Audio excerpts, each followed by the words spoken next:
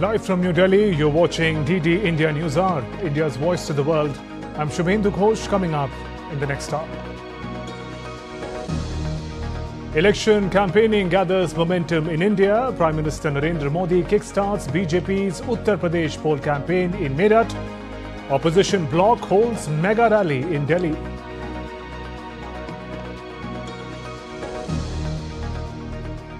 Prime Minister Narendra Modi sharpens attack on the Congress for losing the Indian territory of Katchatheevu Island, says it has angered every Indian.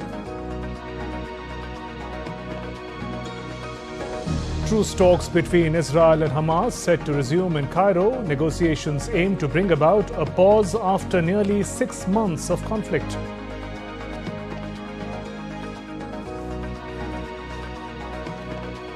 And world celebrates Easter. Festival marks celebration of resurrection of Jesus Christ.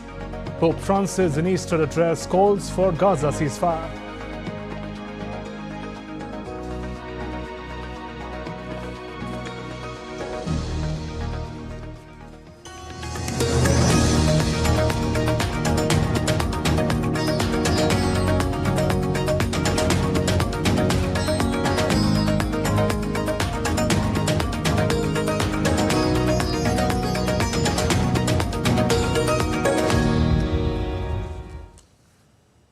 Prime Minister Narendra Modi has sharpened attack on the Congress for losing the Indian territory of Katchatheevu Island, says that it has angered every Indian. The case concerns the decision of former Prime Minister and late Congress leader Indira Gandhi's decision to hand over Katchatheevu to Sri Lanka in 1974.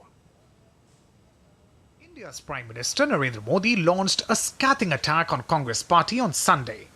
PM Modi alleged that Congress gave away Katchatheevu Island to Sri Lanka in 1974 during Indira Gandhi's regime after an RTI revealed the same. PM Modi quoted an article posted on social media platform X, and I quote, "New facts reveal how Congress callously gave away Katchatheevu. This has angered every Indian and reaffirmed in people's minds we cannot ever trust Congress. Weakening India's unity, integrity and interests has been Congress's way of working for 75 years and counting." The concerned article is published in a leading Indian daily, elaborates on the issue. The case concerns the decision of Indira Gandhi's government to hand over Katchatheevu to Sri Lanka in 1974. Records show rights over the island were enjoyed by an Indian ruler, Raja of Ramanad, from 1875 to 1948. In 1961, Pandit Nehru said he would not hesitate in giving up claims to Katchatheevu. This despite Attorney General M.C. Setalwad opining in 1960 that India's case was stronger than Lanka's. India lost the battle for control of the island in Park Strait to a smaller country determined to wrest it. Last year, on August 10, Prime Minister Narendra Modi targeted Congress party over the decision to hand over Katchatheevu Island to Sri Lanka. Responding to the no-confidence motion in the Parliament House on 10th of August 2023, the Congress party was accused of undermining the integrity and interests of the country. DMK वाले, उनकी सरकार, उनके मुख्यमंत्री मुझे चिट्ठी लिखते हैं, अभी भी लिखते हैं और कहते हैं, मोदी जी कच्छतीवू वापस ले आइए। एक कच्छतीवू है क्या? किसने किया? तमिलनाडु से आगे श्रीलंका के पहले एक टापू किसने किसी दूसरे देश को दे दिया था? कब दिया था? कहाँ गई थी? क्या ये भारत माता नहीं थी वहां? क्या वो मां भारती का अंग नहीं था? और इसको भी आपने तोड़ा। और कौन था उस समय? श्रीमती इंदिरा गांधी के नेतृत्व में हुआ था। Tamil Nadu BJP chief K. Annamalai, who filed the RTI in the matter, said Katchatheevu was historically an important part of Tamil Nadu and attacked the Congress party for always compromising of India's territorial integrity. A historically important area of Tamil Nadu in which fishermen for thousands of years had, without any interruption, had fishing rights, was mysteriously ceded away in 1974. Congress, whenever they were in power in India, they had the least interest in securing India's border, territorial integrity and sovereignty. It is true what Prime Minister had said. 1970, Mrs. Indira Gandhi had just given away Katchatheevu for her political reasons. And at the time, Mr. Kalaignar was the Chief Minister of Tamil Nadu. Because she scared him that she will take away his government, he had kept mum. And today, after even for 50 years, 55 years, the DMK again keeps saying that we will retrieve Katchatheevu. And after it's all empty rhetorics. The issue of Katchatheevu is expected to come across as a big setback for the Congress party in the election season. Bureau Report, DD India. Moving on, let's now get you the latest on world's largest democratic elections in India.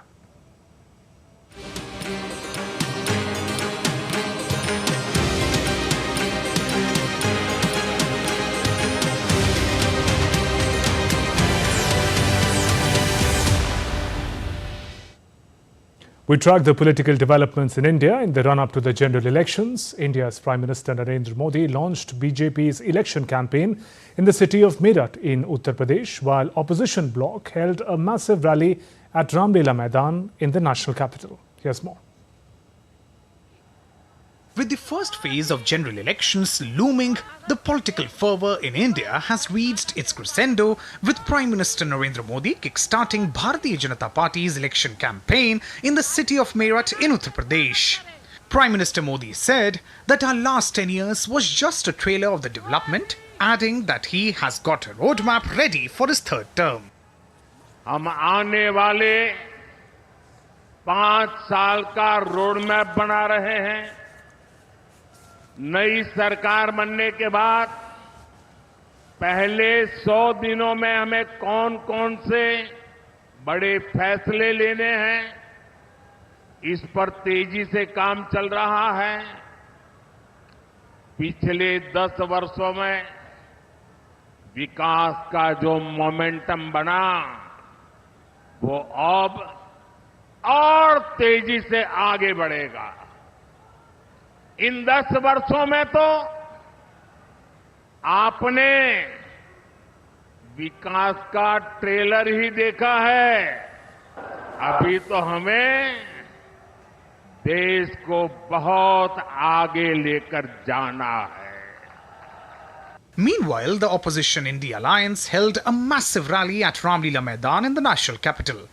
Leaders from the India Alliance, including Congress heavyweights Mallikarjun Kharge, Sonia Gandhi, Rahul Gandhi and Priyanka Gandhi Vadra, alongside other prominent figures like Tejasvi Yadav of RJD and Uddhav Thackeray, Sharad Pawar, Farooq Abdullah and more were in attendance. Congress also held CEC meeting for the state of Bihar at the party headquarters in Delhi. इस देश को बचाने के लिए, इस देश में एकता रखने के लिए, इस देश के डेमोक्रेसी को बचाने के लिए और इस देश के संविधान को बचाने के लिए ये लोग सारे इकट्ठे हो गए। Political parties are leaving no stone unturned to sway the voters, with India's Home Minister Amit Shah conducting a roadshow in Sikar, Rajasthan, and Union Road and Transport Minister Nitin Gadkari holding a similar event in Nagpur, where people in large numbers came out in support. Down south, Tamil Nadu Chief Minister M.K. Stalin also joined the campaign trail in support of candidates in the Erode parliamentary constituency. As the polls draw nearer, new alliances are being formed. AIMIM, led by Asaduddin Owaisi, has announced an alliance with Dr. Pallavi Patel's Apna Dal, Premchand Been's Pragatisheel Manav Samaj Party and Rashtriya Uday Party in Uttar Pradesh. In Odisha, former BJP leader Sukanta Nayak has joined BJD, while in Telangana, BRS MLA Kadiyam Kavya has switched to Congress in the presence of Telangana CM Revanth Reddy. As campaigning is picking up pace across India, DD India correspondent Anbarasan joins me from Chennai, Tamil Nadu, and Prasenjit Bakshi joins me from the eastern state of West Bengal, from Kolkata. And Bharat, let me come to you first. Take us through the political developments of the day, and how is the Katchatheevu Island matter likely to snowball into a bigger political issue? Yes, Subhendu, as you said, we saw it in detailed report regarding the Katchatheevu. The Katchatheevu issue has been raised by the BJP state chief K. Annamalai by his RTA reply came from the Ministry of External Affairs today. And what he says that this documents which is revealed in the RTA reply has given a various data regarding Katchatheevu has been ceded over to Sri Lanka in 1974, where the then Prime Minister Indira Gandhi and there is a pact between Sri Lankan President Sirimavo Bandaranaike. Regarding this Katchatheevu Island, it is a small island between Rameshwaram to Sri Lanka. It is a 20-kilometer shore distance from the India. This Katchatheevu Island, one of the significant place in both fishermen livelihood and also from the strategic point of view. So this island has been after 1974, it is not been Indian fishermen not been allowed to enter into that. So after there is a issue came, and 2018 the Chief Minister of Tamil Nadu, the former Chief Minister of Tamil Nadu Jayalalitha has raised a case in Supreme Court regarding against the 1974 pact between India and Sri Lanka. So this issue, Prime Minister also tweeted regarding this issue, and Congress particularly, which is in governing for all 75 years, as didn't do anything regarding national security and sovereignty of that.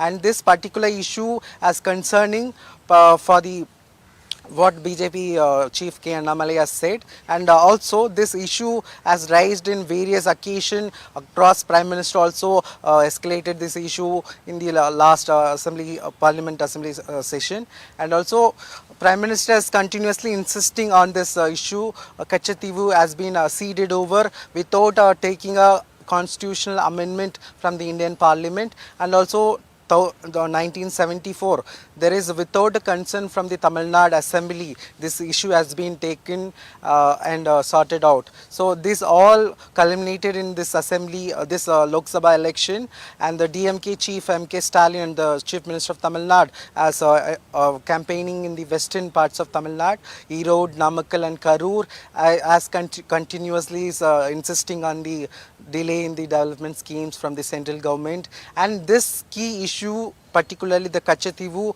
raised, it makes a significant important in the particular this campaign, which is just 18 days before the election on April 19th. So this Katchatheevu, particularly in 1974 onwards, ceded after onwards, there is a issue between Sri Lankan fishermen and Indian fishermen, and also this island, it's historically connected with the Indian land, and the historical Ramanathapuram Raja, which is holded the hereditary on that island, and that is also been ceded over to Sri Lanka. So the continuous push on this, particularly making this election time, it makes a very valid point on this campaign. And also other than that, there is a election campaigning particularly regarding corruption allegation, and also from the drug allegation from the DMK and also from BJP, and ADMK also campaigning in various across assembly and Lok Sabha constituency, and particularly DMK president today in Erode, the place where today is campaigning, he said that these issues are suddenly they are provoking, and this didn't deal with anything related to the election. And also the Congress chief, the state chief Selva Perindagai, for the feedback or reply to this issue, he said that the BJP is suddenly bringing this issue to culminate this issue, and that they didn't have any interest on this because the last 10 years they are in power, they didn't do anything. All right, Anbarasan, so all these issues are culminating into one issue. Right, Anbarasan, let's from Chennai also get some updates from Kolkata. Prasenjit, West Bengal Chief Minister Mamata Banerjee starts campaigning. What challenge is she facing from the BJP, the Congress and the left? All right, we're trying to connect with our correspondent in Kolkata. Prasenjit, are you with us? Yeah, yeah. Yes, Prasenjit. So if you could hear my question, just take us through the political developments, the challenge that Mamata Banerjee in Kolkata is facing from the BJP, Congress and the left.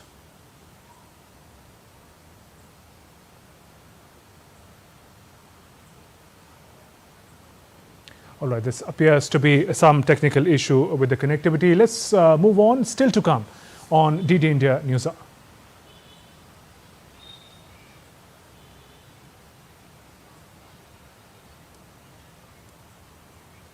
Ukraine's Volodymyr Zelensky marks liberation of Kiev region on 2-year anniversary.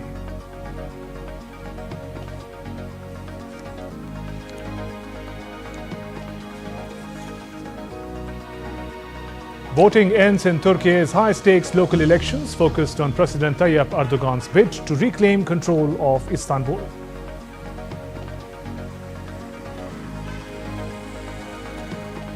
Health authorities in Japan inspect the second Kobayashi pharma factory after deaths.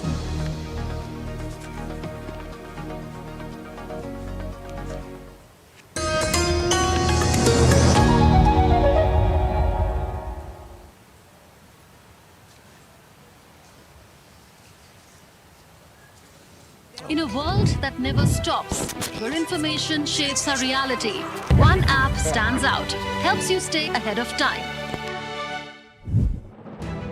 Introducing the DD India app, your gateway to a world of news right at your fingertips. Your most trusted source of news goes global, goes digital. Explore a world of options, top stories, live updates, in-depth analysis, and more. Stay informed wherever you are. Real-time alerts keep you ahead of the curve always. The DD India app, connecting you to the world one story at a time. Download now and explore the world of knowledge, insights.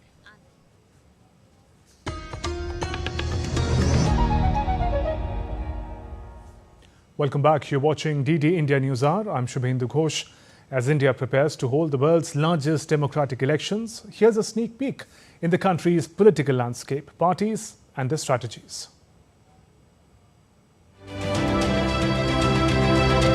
As India prepares for general elections, it is important to understand the country's current political scenario. There are two main players in the fray. On the one side is the National Democratic Alliance led by incumbent Prime Minister Narendra Modi's Bharatiya Janata Party. Challenging the NDA is the India Alliance or Indian National Developmental Inclusive Alliance, which was formed in 2023.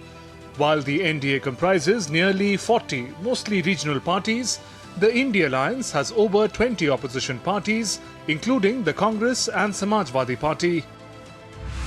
The 2024 polls will be a test of new coalitions. The formation of the India Alliance also marked the end of the Congress-led United Progressive Alliance. Let's take a look at how the existing and former alliances performed in the last general elections that were held in 2019. A total of 542 constituencies went to polls. The NDA won 353 seats, out of which 303 seats were backed by the BJP alone. The UPA won 91 seats, out of which the Congress backed 52, while 98 seats went to other parties and independent candidates. Coming back to the present time, in the North Indian state of Uttar Pradesh, which has the highest number of parliamentary seats, the Congress and SP have struck a seat-sharing deal. Of the total 80 seats, the Congress will field its candidates in 17 constituencies, while SP and other parties of the alliance will contest from 63 constituencies. However, the opposition India Alliance has been struggling to keep its flock together. The Trinamool Congress, which is the ruling party in West Bengal, has announced that it will be contesting the general elections alone. In another jolt to the India Alliance, Bihar State's incumbent Chief Minister, Janata Dal United Chief Nitish Kumar returned to the NDA. In the 2024 polls, Prime Minister Modi will be aiming for a third consecutive term. The India Alliance, however, has not floated a PM candidate as yet. Apart from the battleground states, including UP, Bihar and Maharashtra, elections will also be closely watched in the Union Territory of Jammu and Kashmir. This is the first general election after the abrogation of Article 370, which granted special status to the erstwhile state. J&K was also bifurcated into two union territories, Jammu and Kashmir and Ladakh. Coming to poll issues and promises, PM Modi has vowed to make India the world's third largest economy.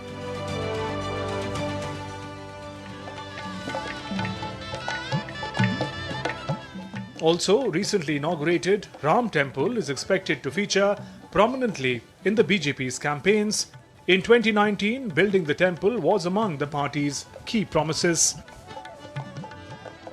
As for the opposition, the Congress decided to organize a national nationwide march called Bharat Jodo Nyay Yatra, or India Unity and Justice March, to garner public support. From issues to campaigning, elections in India are multifaceted. But first and foremost, they are a celebration of democracy which sees voters from all walks of life choose their representatives. Bureau Report, DD India. Some international news now. Truce talks between Israel and Hamas are expected to resume in Cairo as Israel's military says it carried out an airstrike against a command center operated by armed Islamic Jihad group in the courtyard of Al-Aqsa Hospital in Gaza Strip on Sunday. Here's more. Truce talks between Israel and Hamas are expected to resume on Sunday in Cairo in the latest attempt to bring about a pause in the ongoing conflict. On Saturday, foreign ministers of France, Egypt and Jordan called for an immediate and permanent ceasefire in the Gaza Strip and the release of all hostages and detainees. Pope Francis has also renewed calls for an immediate ceasefire in Gaza and the release of all Israeli captives in a peace-focused address marking Easter Sunday. Israel's military said it carried out an airstrike against a command center operated by the armed Islamic Jihad group in the courtyard of Al-Aqsa Hospital in the Gaza Strip on Sunday. It further added that the strike was intended on minimizing harm to uninvolved civilians with no damage to the building. Meanwhile, aircrafts were seen dropping humanitarian aid packages into the Gaza Strip on Sunday. In addition, 3 ships carrying flour, rice and dates headed to northern Gaza. Ayushi Bhatnagar reports for DD India. And DD India correspondent Alex Kadia joins us live from Tel Aviv. Alex, what can we expect from truce talks in Cairo?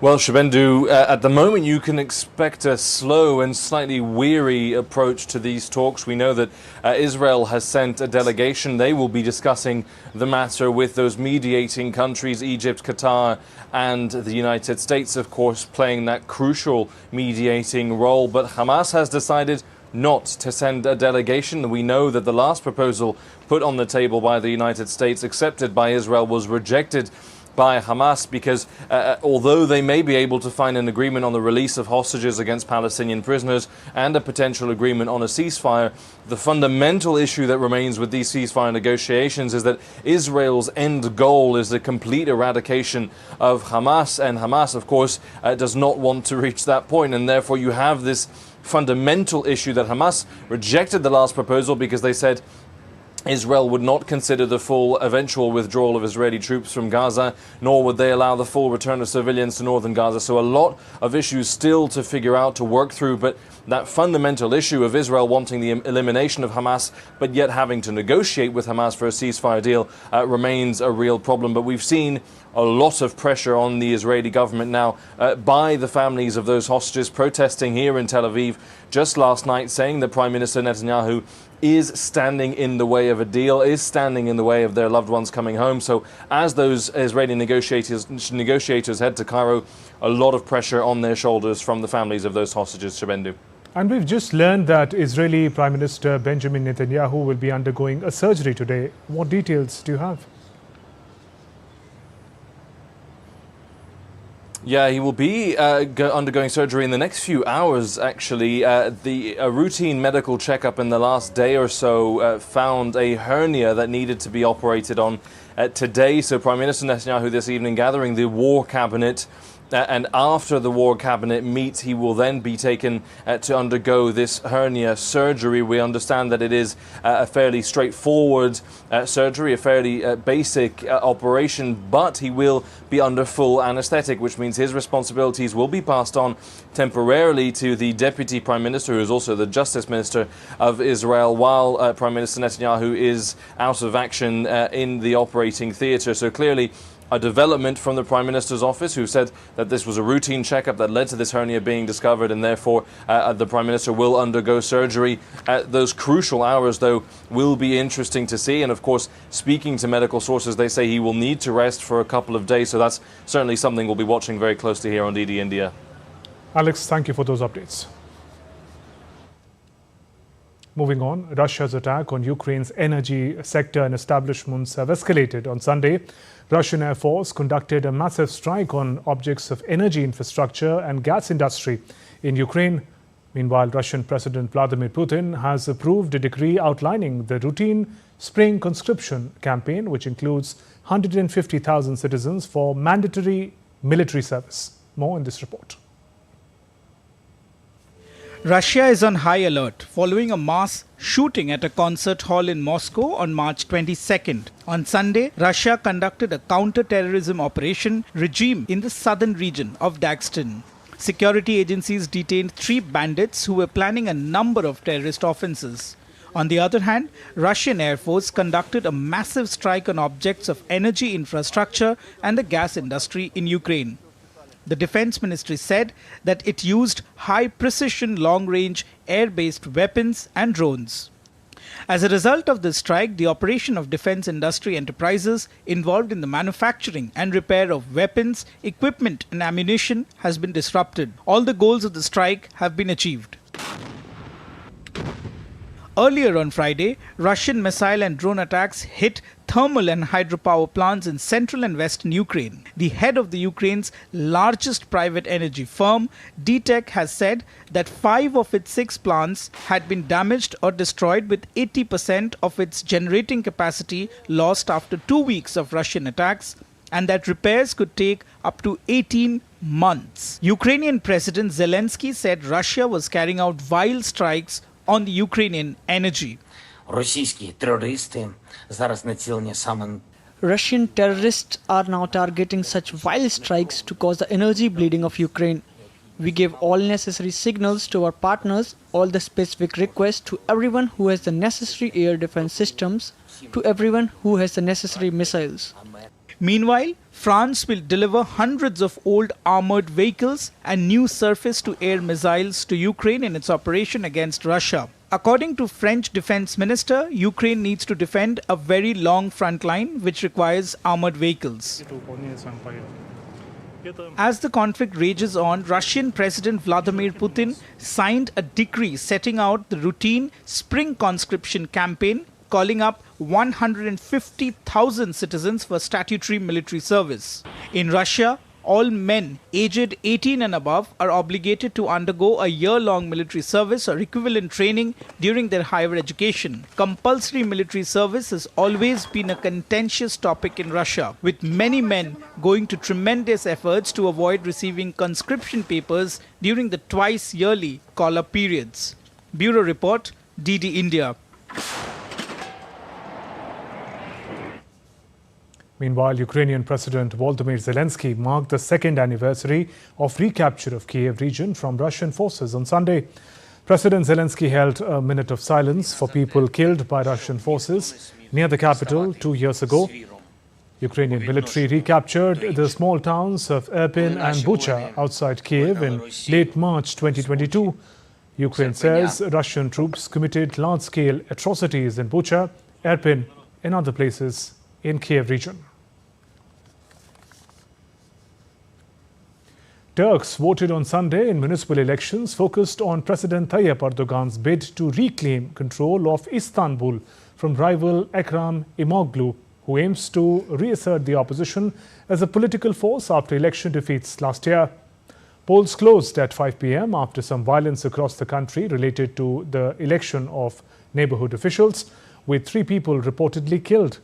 Initial voting results are expected by early evening. In the last local vote in 2019, the main opposition Republican People's Party shocked Erdogan when it prevailed in Istanbul and Ankara and ended more than 2 decades of rule by the AKP and its Islamist predecessors. Erdogan, who has ruled Turkey for more than 2 decades and campaigned hard for the AKP in recent weeks, launched his political career as mayor of Istanbul in 1994. Erdogan's prospects have been helped by the collapse of the opposition alliance that he defeated last year. though current Istanbul Mayor Imamoglu still appeals to voters beyond the main opposition Republican People's Party. Let's now take a look at other stories making news around the world. Members of public lined up outside St. George's Chapel in Windsor on Sunday to express their well wishes to King Charles. The monarch concluded his first public royal event since his cancer diagnosis was announced. Very brave to stand out here. People in Tokyo and surrounding prefectures are enjoying summer-like weather with temperatures topping 25 degrees Celsius.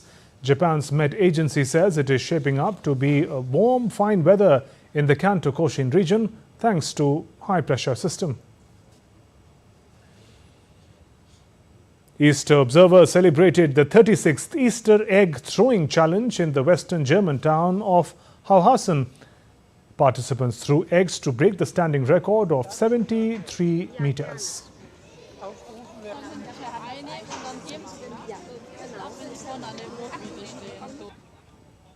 Time for a short break. Still to come on DD India News Hour.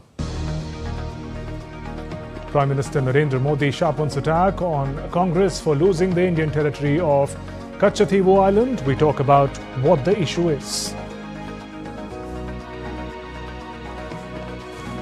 President Draupadi Murmu confers India's highest civilian award, Bharat Ratna, to former Deputy Prime Minister and veteran BJP leader onLK Advani in New Delhi.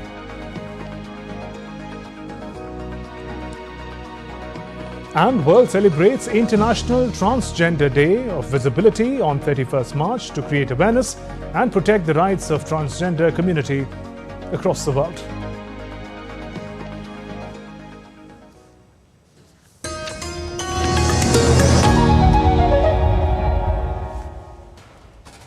Wherever news breaks, whatever it takes. Connecting corners, cutting across continents. Stories that matter from across the globe. Accurate, authentic journalism that serves you right.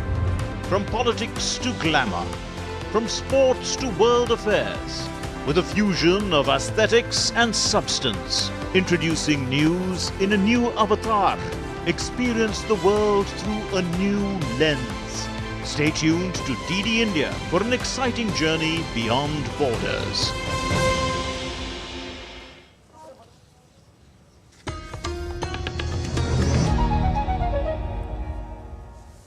You're watching DD India News Hour. I'm Shubhendu Ghosh. Our top stories. Election campaigning gathers momentum in India. Prime Minister Narendra Modi kickstarts BJP's UP poll campaign in Meerut.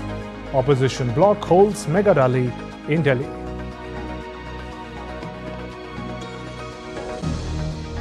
Prime Minister Narendra Modi sharpens attack on the Congress for losing the Indian territory of Katchatheevu Island, says it has angered every Indian. Truce talks between Israel and Hamas set to resume in Cairo. Negotiations aim to bring about a pause after nearly 6 months of conflict.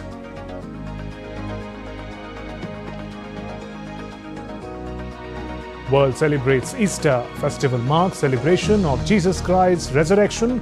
Pope Francis in Easter address calls for Gaza ceasefire.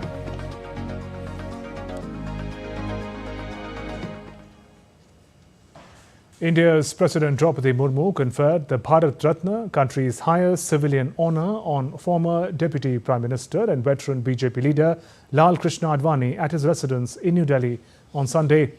President Murmu paid a visit to the senior BJP leader onLK Advani's residence and conferred him with the prestigious award.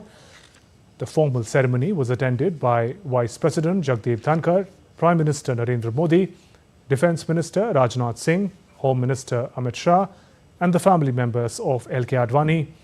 In 1970, onLK Advani became a member of Rajya Sabha and held the seat till 1989. He was elected President of the BJS and continued at the helm until 1977. Advani served as the Home Minister and later the Deputy Prime Minister in the cabinet of Atal Bihari Vajpayee between 1999 and 2004. India's External Affairs Minister S. Jaishankar on Sunday attended Delhi Heritage Programme. Speaking at the event, Jaishankar emphasized the importance of cultural rebalancing on the global stage, reflecting on India's presidency of the G20. The minister highlighted the need to recognize and celebrate diversity of the world, undoing distortions from an era dominated by a few countries. The G20 in many ways was an example of political and economic rebalancing, where instead of a few countries who were running the world or influencing the world or dominating the world, this has broadened out, and clearly here the role of India was recognized. But after political and economic rebalancing, today the battle is for cultural rebalancing.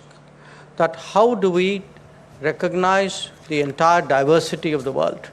How do we undo the distortions of an era which was dominated by a few countries and a few regions? And that is why it is crucial today for us to project our own heritage, our civilization, our culture, our way of life, our faith, our belief. And that, to me, is as crucial in diplomacy and international relations as traditional politics. India's central bank, the Reserve Bank of India, is all set for its 90th anniversary commemorative event in Mumbai. DD India speaks exclusively with RBI Governor Shaktikanta Das as he tells about the central bank's milestone, which is a testament to its resilience, adaptability and commitment to serving the nation's economic interests. The Reserve Bank of India marks significant milestone by celebrating the 90 years of its inception, and we have Governor Shaktikanta Das with us. Sir, congratulations, first of all. We understand that Prime Minister Narendra Modi would be coming for the function of the 90-year celebration. What other details do we have? It's a major milestone event so far as the Reserve Bank is concerned. We are holding a commemorative event in which the Honorable Prime Minister, the Honorable Finance Minister and several dignitaries from the state and central governments will also participate. We have financial sector players, we have industry representatives, we have captains of industry, and of course the present and the past employees and officers of the Reserve Bank will also participate. The event is in Mumbai.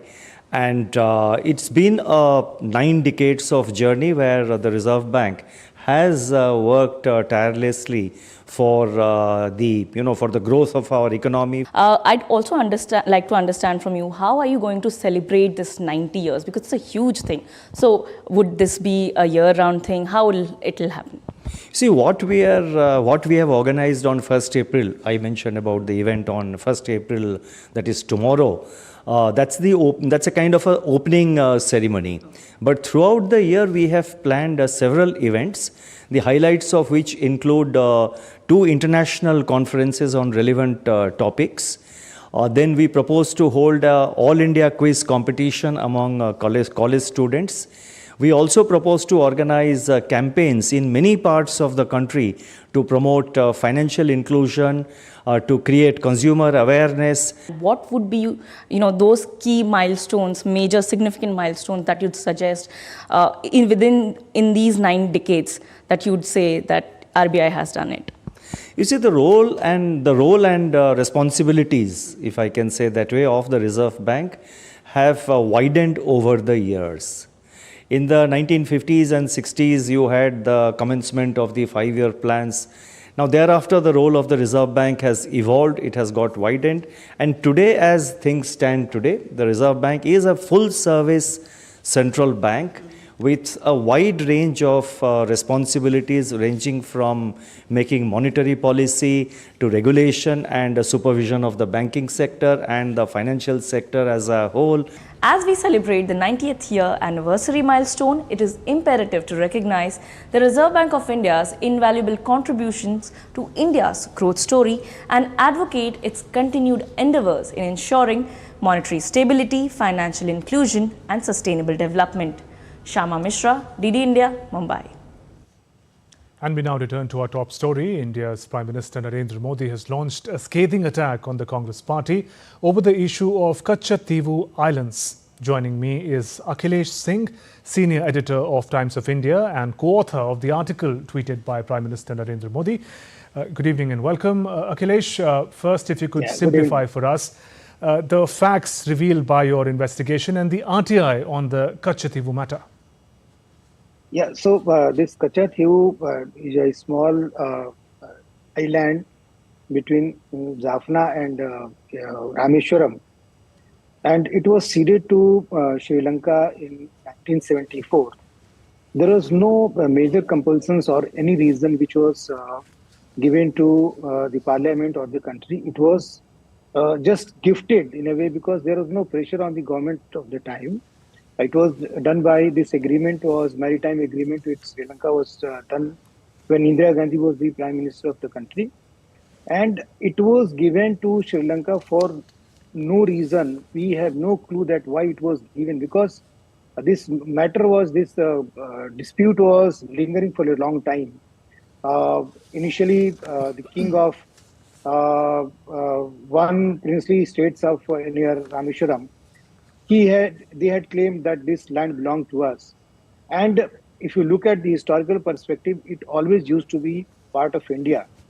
But after 1947, when a country attained freedom and princely states also became part of India, it had to be Indian territory.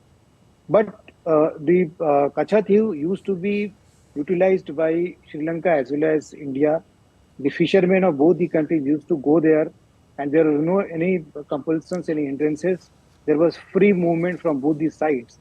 But suddenly in 1974, one agreement was signed between India and Sri Lanka, through which that entire strip of land was gifted to Sri Lanka, for which there was no debate in parliament. Prominent parliamentarians of that time, they kept requesting, asking the government that you should talk to us, you should explain to us that why this step has been taken. But it was not done. Even in 1960-61, when Pandit Nehru, this matter was brought to his knowledge, he said that it's a small piece of land, it is not inhabited.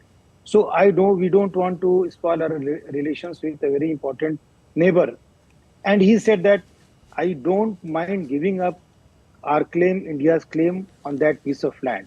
So this was the attitude. And today now, since elections are happening, this issue has become very significant because all the parties opposed to Congress and DMK, because DMK was also part of this entire agreement which was signed. Before signing the agreement in 1974, a delegation of MEA went to Chennai, Madras at that time, and they met Chief Minister Mr. M. Karunanidhi, and they explained to him that what is going to happen.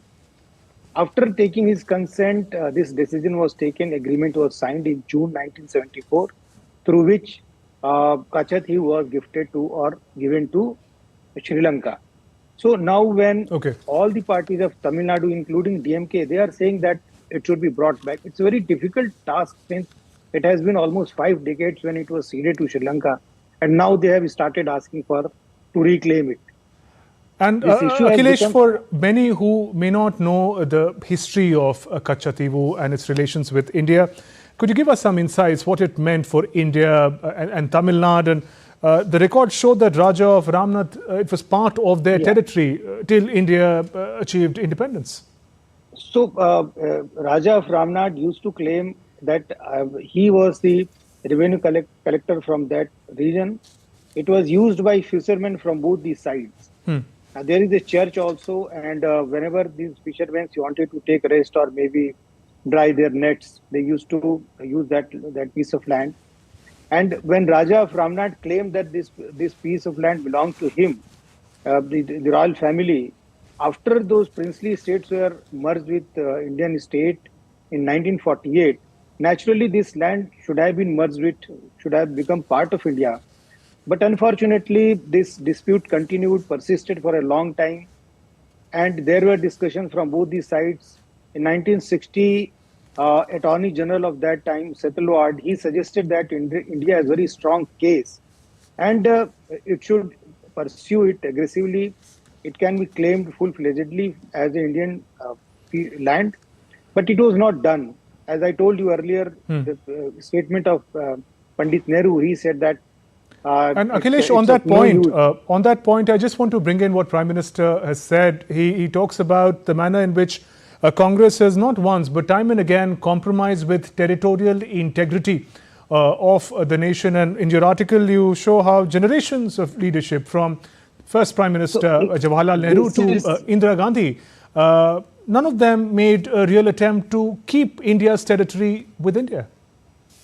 So this was the issue which was raised by prominent MPs also, Ravi Ray, Atal Bihari Vajpayee.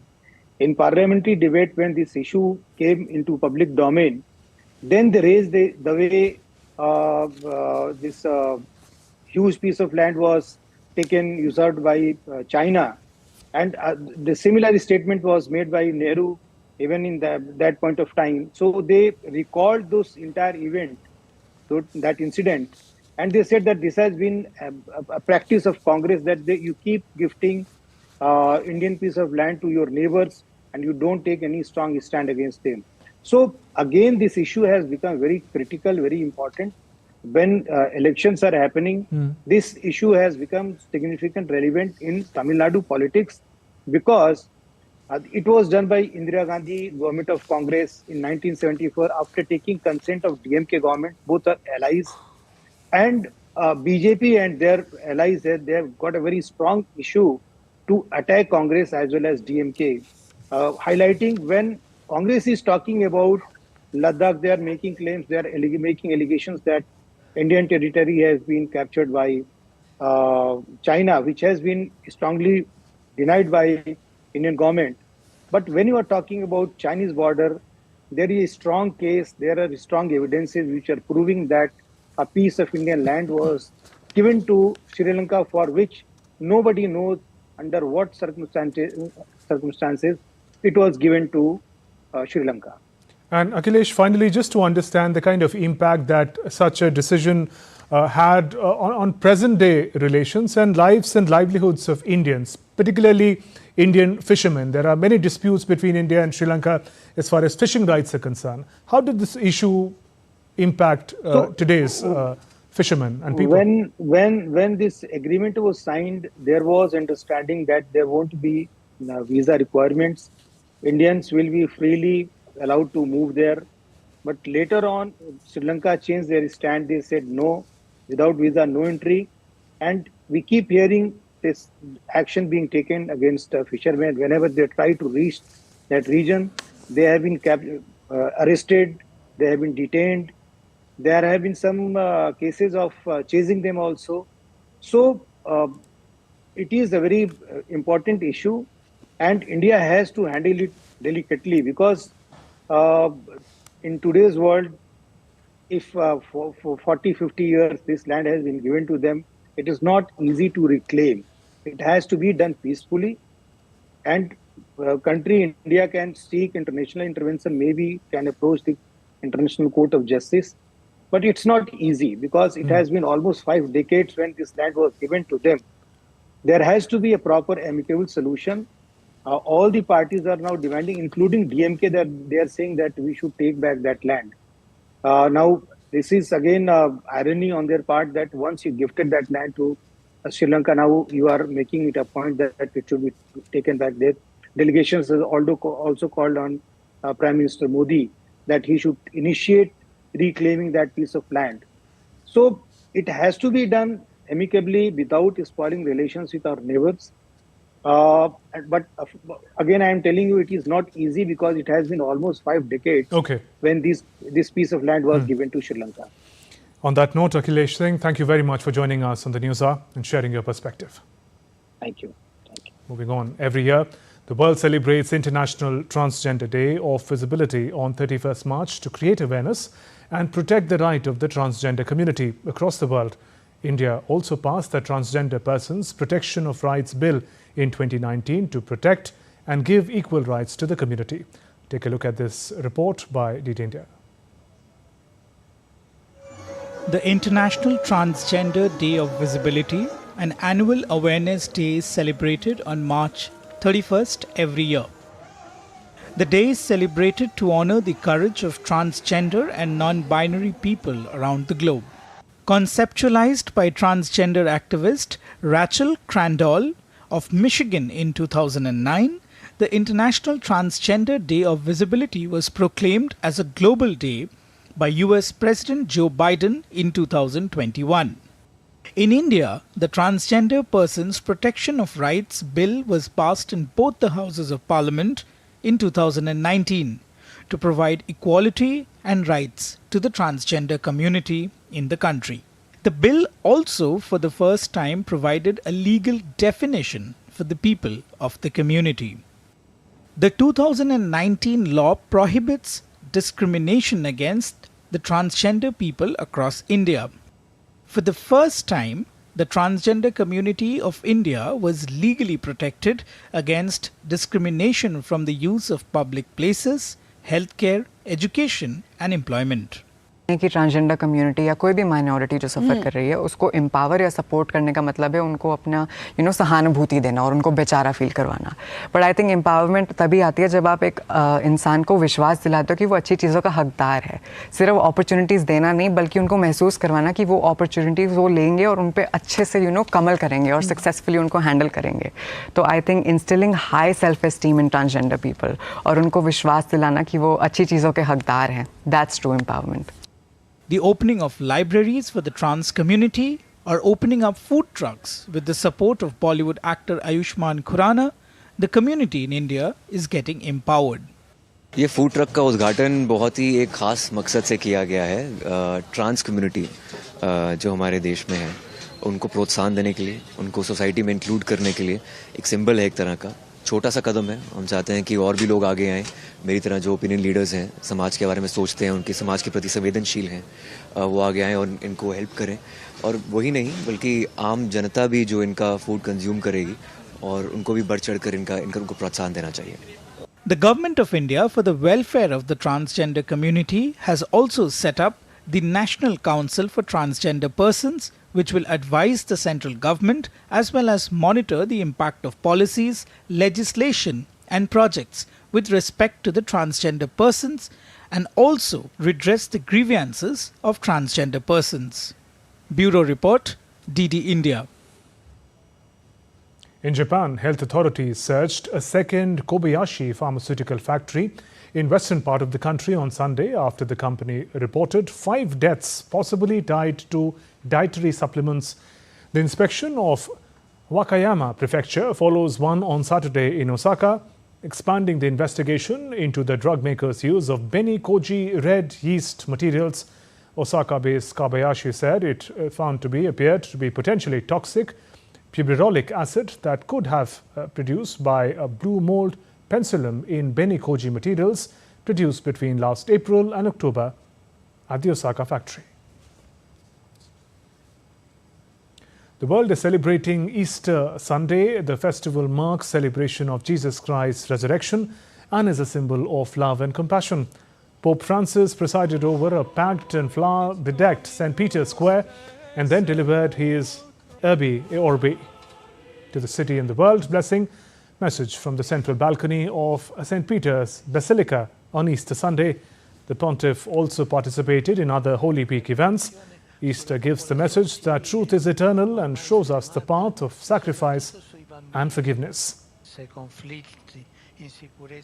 Christian worshippers joined the Easter Sunday Mass at the Church of the Holy Sepulchre in Jerusalem's Old City. The Mass was led by Lateran Patriarch of Jerusalem. The Holy Sepulchre lies at the heart of Old City's Christian quarter in East Jerusalem.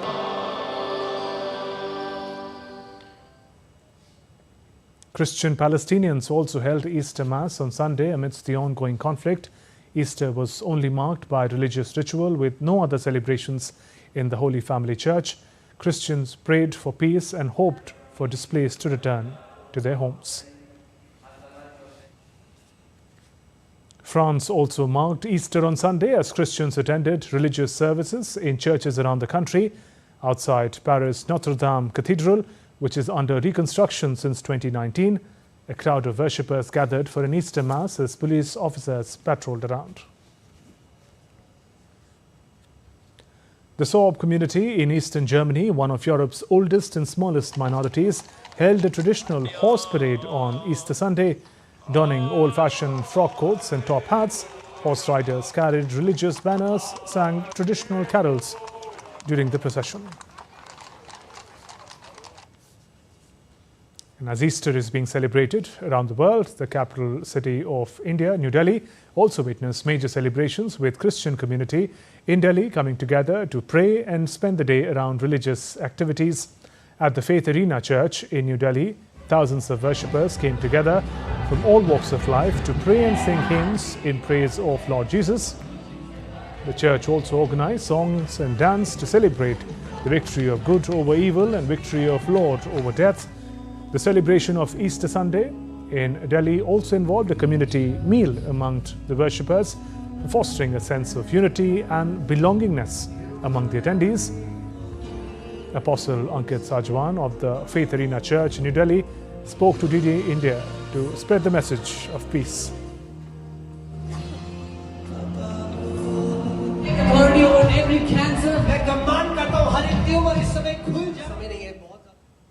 My message to the world is that there is a savior for the world. His name is Lord Jesus Christ. He is not just a God of Christians. He came as a savior of the world. And he said, anyone who is burdened, heavy laden, come to me and I will give you rest. So this is my message to the entire world, that if you receive Lord Jesus Christ as your savior, not only he will redeem you from sickness, not only he will redeem you from burdens, but he will give you an eternal life. That's life beyond death. Let's take a look at other stories making news. Union Minister Anurag Singh Thakur reached Rajasthan's Jaipur on Sunday. Attacking the Congress, he said there are no leaders left in the party to contest the election. The minister also participated in Vikas Bharat Ambassador program organized at Rajasthan International Centre.